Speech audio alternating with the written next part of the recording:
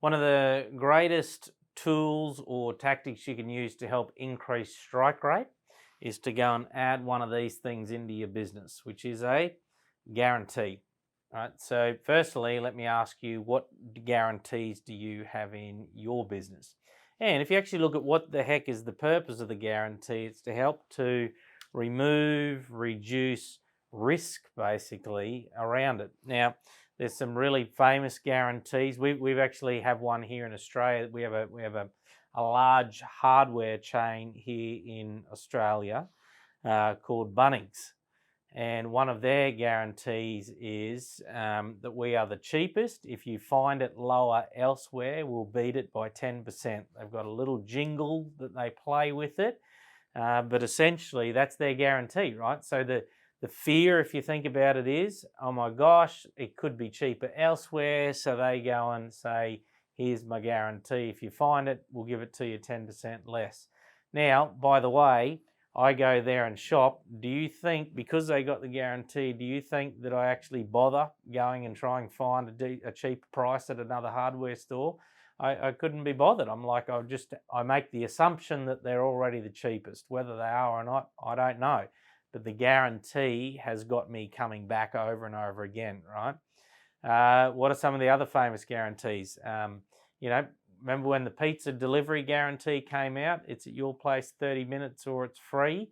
What was one of the fears? I order my pizza and it takes too long to get to me. So there's some guarantees there around that. So it's a really, really powerful strategy that you can go and put in. So let me help you on a couple of steps if you are to put a guarantee into the business, how you can go and do it, right? This is basically the pathway that I use to go and work out a guarantee in a business. So first thing is, grab who your core customers are. Don't look at every customer, just get your core primary block of customers, right?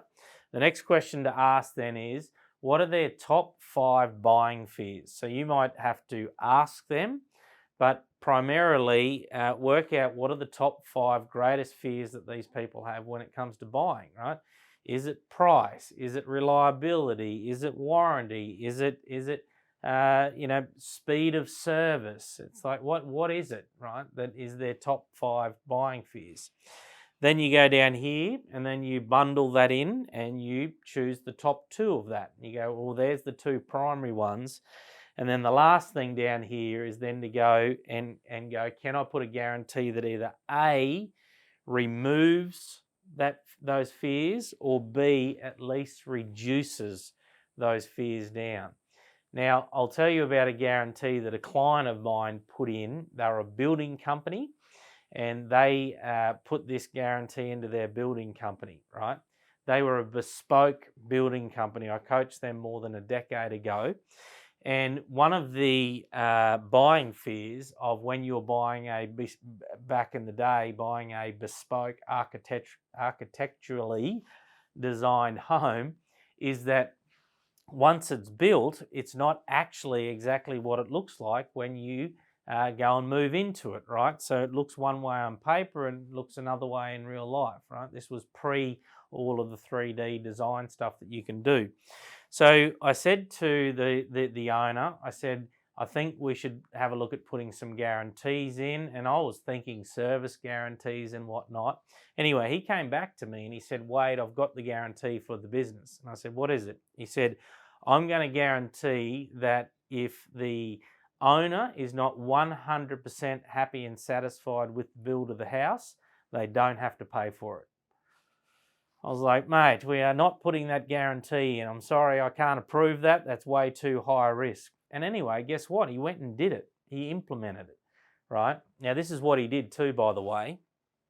He went along and basically at every stage of that build, he went and got legal advice on this. So when all the earthworks were done, he got the owner out there. They did a walk around, and the owner had to sign a document that said he was 100% happy and satisfied with the earthworks. Then at slab stage, same thing again. Then at frame stage, same thing again. Then at lockup stage, same thing again. So there was all these milestones all the way along where they were signing that they were 100% happy and satisfied with the house as it was going along. And he worked out that by the time they get to the end, the chances of them not being 100% happy and satisfied were close to zero. Now, the net result of that, even though I still can't believe that he did it, net result of that was this. Do you think he could charge more money because he had that guarantee in place? Absolutely. People would pay 20% more for that, have him as the builder than other people. Do you think that that meant he could also then go and get better quality trades, the very best trades people around to build the houses? Absolutely he could. He could go and get better trades. So he got better workmanship, which then flew on to, happier customers at the end with higher gradient and higher quality houses. He did that business that way for 4 years, grew it massively, sold that business, right? The new owner who bought it took the guarantee back out because they were completely too afraid of it, which I understand. And that business slowly started diminishing in sales. So big picture, please don't go and do that strategy without thinking clearly about it. But my point on it is, what could you guarantee in your business that will help removing the risk? The main thing about it is most people don't put guarantees in because they are worried that someone's going to go and call them on it. Chances are that'll never happen, right? So big strategy, great strategy, the old guarantee. So have a think about it. What can you guarantee in the business that'll help you convert more sales? All right, have some fun with that. Go execute.